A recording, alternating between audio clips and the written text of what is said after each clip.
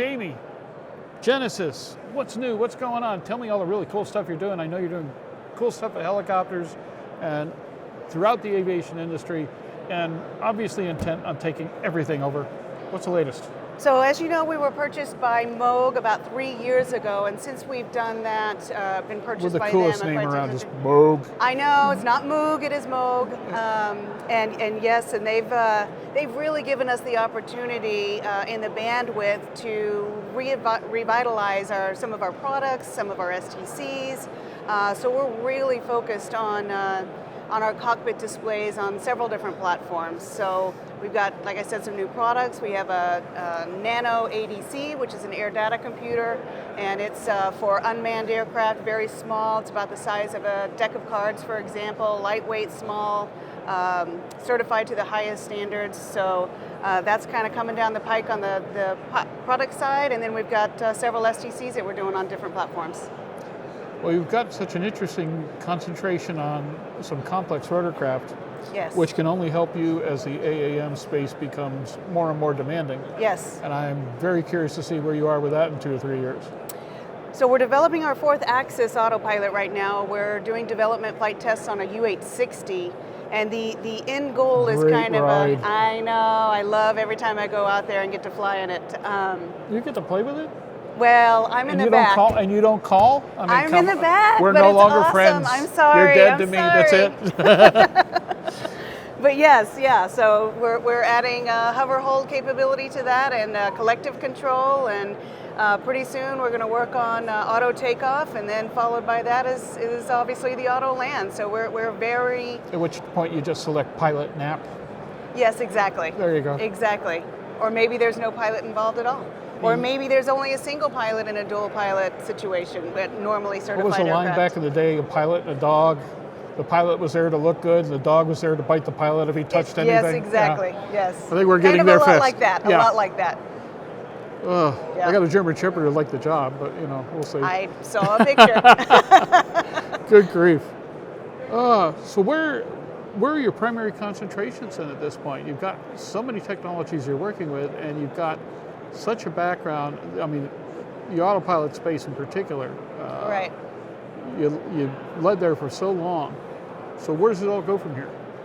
I mean, our real concentration right now is a lot of special missions type aircraft. So Nice one of the market. reasons one of the reasons recent additions that we had, we just talked about the Black Hawk, and we have an STC on the Alpha models, and what we're doing is adding now the Lima models, because as you know, the government is now releasing a lot of those. It's going through auctions, and so there's a lot of usage for that in like forestry services, firefighting, cargo, exactly. So Jimmy wants. Yes, yes, and so they need a modernized cockpit, and we've got it, replacing all the old mechanical gyros, all of that. So that one is one, and then the 234 Chinook is another one that we're working on that's going to have our full displays in it as well. So, I mean, pretty cool helicopters, I have to say. So Yeah, you're playing with the good toys, no question about it. Yes, I can't complain. My job is great. Good grief. Yeah. What's happening with the GA autopilot lines? So we keep getting more and more STCs. We have a couple of them coming down the pike. The Metroliner, for example, the 227s. We're also still working on our Citation STC for our Part 25 autopilot, and we're also looking to expand that. We had some great meetings with our dealers here at AEA, and they've really pointed us in the right direction for what platforms could really utilize a new autopilot, because unfortunately autopilots are just becoming old and obsolete and very, very expensive to repair, and we want to be able to provide them a solution. And parts have become a miserable situation. Yes, absolutely. What citations are you looking at? The 550 and the 560 right now, and we'll kind of expand on that potentially, but the dual pilot Part 25 type citations. So, okay. Yeah. That'd be a nice market as well. Yeah. Outstanding. The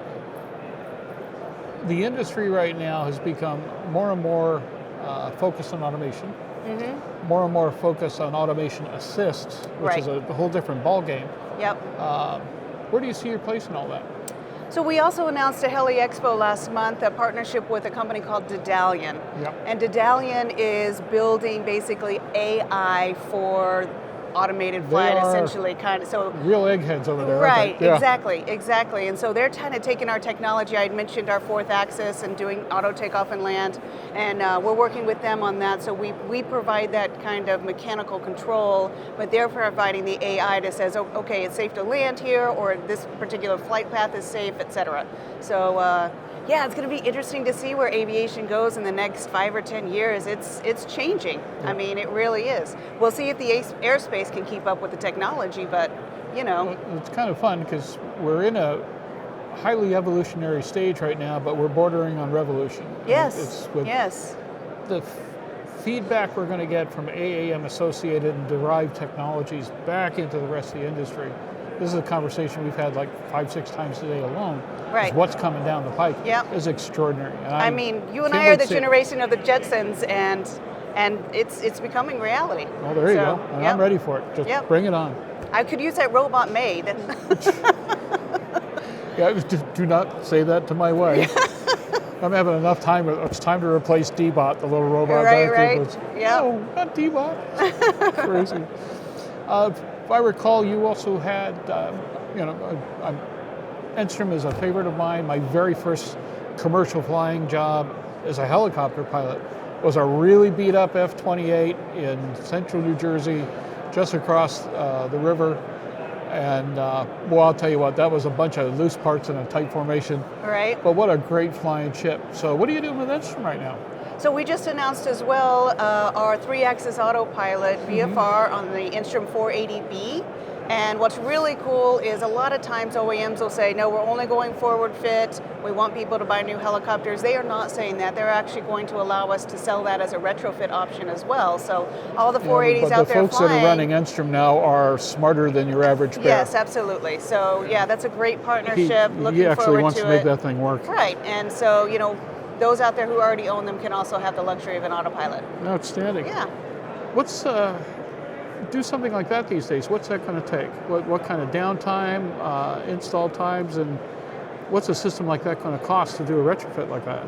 I don't have any pricing information because we haven't worked that out with Enstrom yet, but typically it takes about 120 hours for the installation time, and it really depends on the shop for the downtime, but shouldn't be any more than, maybe 4 to 6 weeks. Okay. So, yeah, not bad at all. Well, the 480 is a really nice workhorse, so I'm sure that's going to be pretty useful to a lot of people pretty quickly.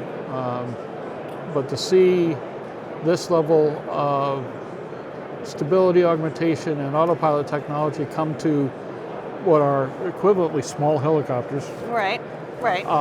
Pretty amazing. Yeah. So we like that. So what else is new?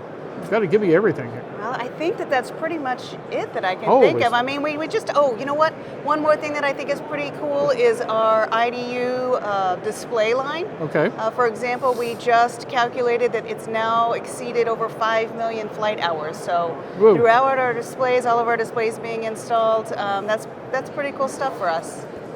Well, That just proves how robust our systems are. well, you've also, if I remember correctly, you've got a number of these things in the military spectrum, and that's beating equipment to death. 'Cause, Yes, absolutely. you know. EMS is the same. We have a lot of equipment in EMS helicopters like the EC-145Es and yes. Okay. Yeah. That's, boy, that's a tough act.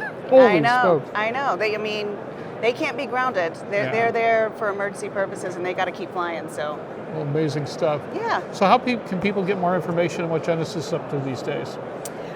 Feel free to follow us. We have a newsletter that people can sign up for on our website, which is www.genesys-aerosystems.com. And we keep them updated By the typically way, I on a did remember quarterly. Aerosystems this time instead of calling you aerospace. Thank you very much. Well, Yeah, I did double check before I came up here. I was in dumbass mode. What can I That's say? all right. Crazy stuff. Alrighty, well, we hope people would have a chance to take a look at that and follow up on this interview and see what you're up to.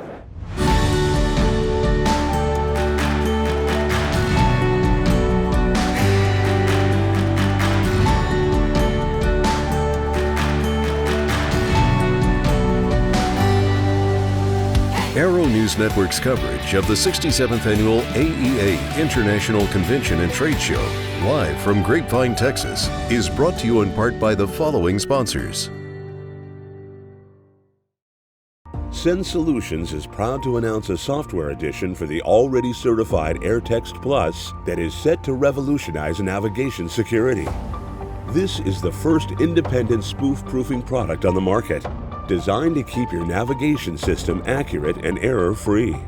Your exposure to spoofing is growing as the technology becomes more readily available.